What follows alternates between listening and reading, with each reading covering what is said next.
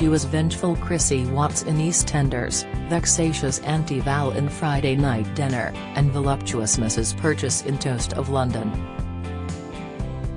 Award-winning actress Tracy-Ann Oberman has sparkled in everything from unflinching crime dramas to twinkle-eyed farce.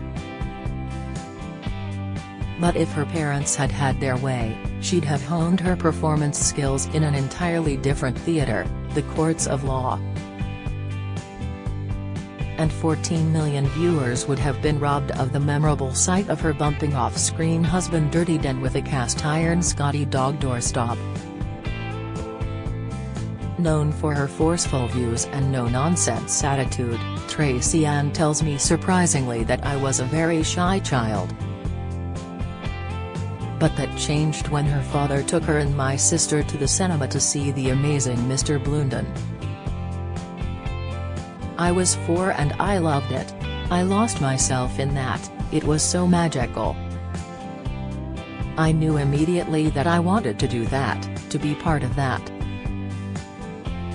She stuck to her acting dream growing up, even though her parents reacted, like all immigrant parents, saying, "Don't be ridiculous." They thought it was madness, like wanting to be an astronaut, and tried to push me into law as it was a paid profession. We used to watch Rumple of the Bailey and my father would say, "See, a much safer option." Oberman, 56, doesn't do safe, however.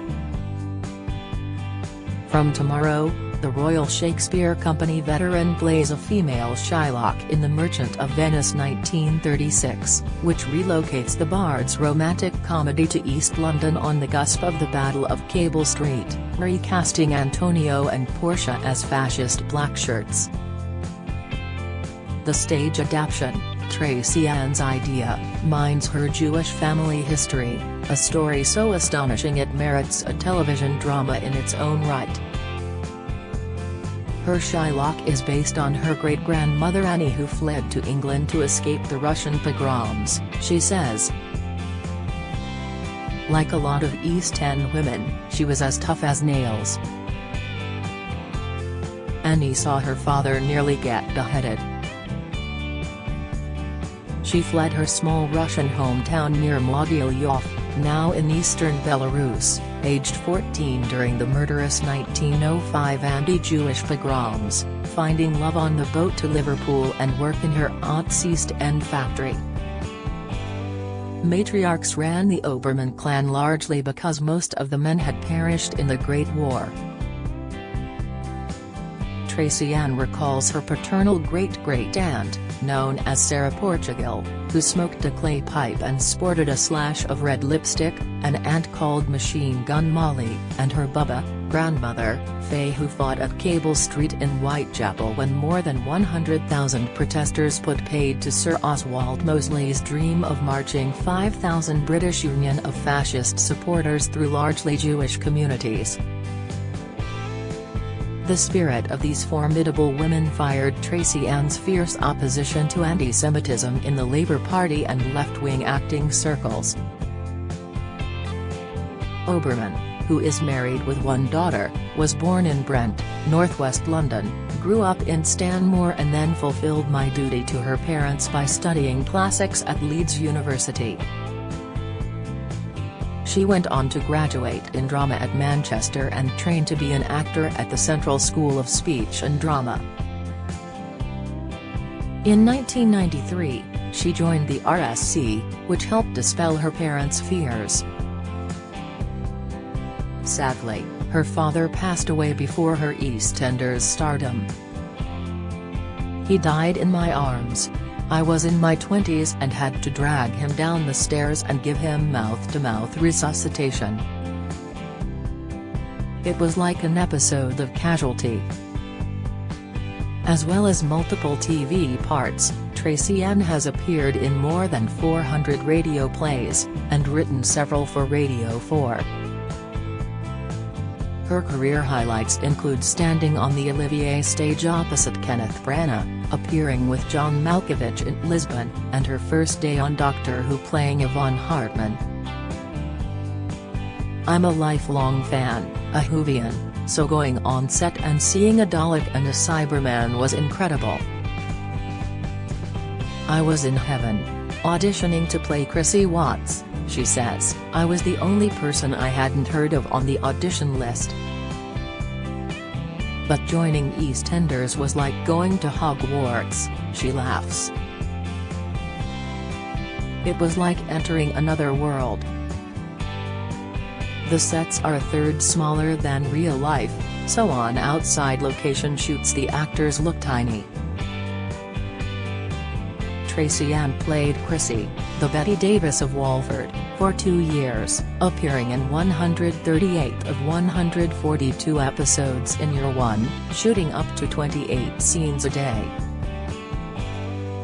She filmed part of the climatic Witches of Walford episode before her hair-raising 10-day honeymoon in Phuket, Thailand, when the 2004 Boxing Day tsunami struck.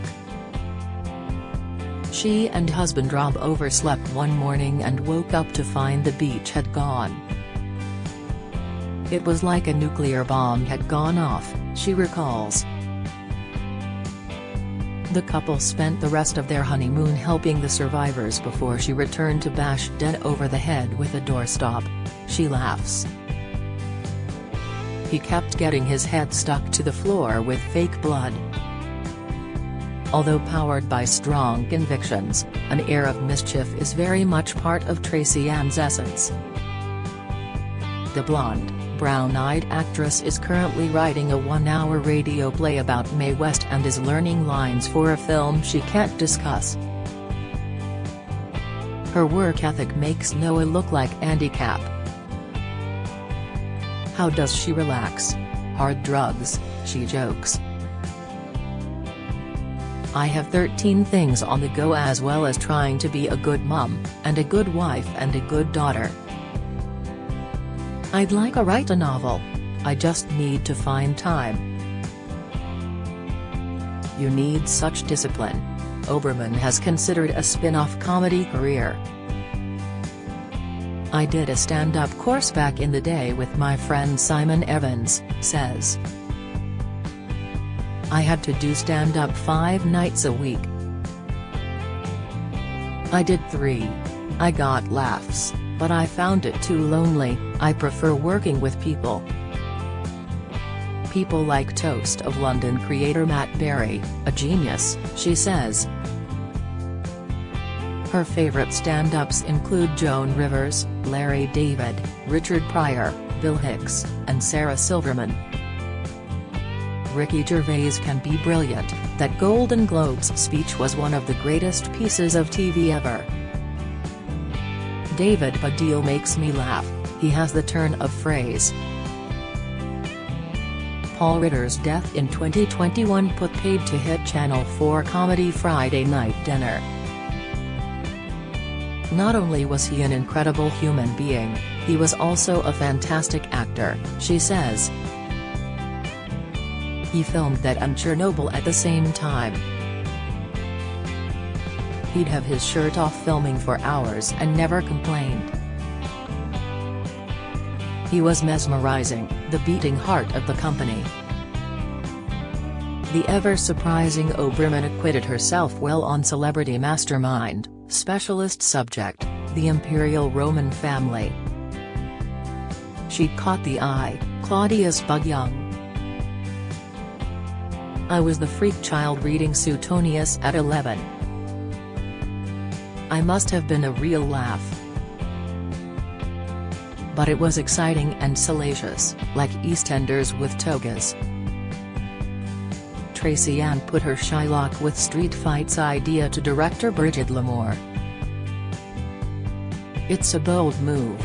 Shakespeare's 16th-century classic arguably paints the Jewish moneylender as a pitiful villain getting his comeuppance. It's a really difficult play, she says of the original. Like Fagin, Shylock buys into the trope of mean, money-grabbing, untrustworthy Jews. But the 9-cast play subverts that trope. The actress has encountered modern anti-Semitism. She was advised to change her to Jewish surname by a drama teacher, and experienced vile online insults from far-left activists after objecting to Mir One's mural of Jewish bankers playing Monopoly on the backs of working people. "Somehow I ended up being one of the few people standing up to anti-Semitism in Corbyn's Labour Party," she said.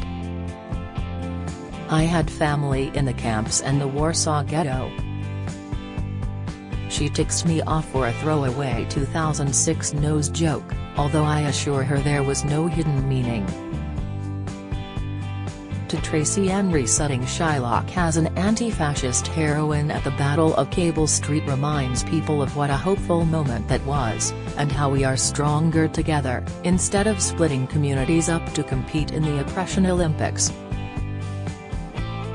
Oberman is a noble person, honest, loyal and direct. "What I say I mean," she says.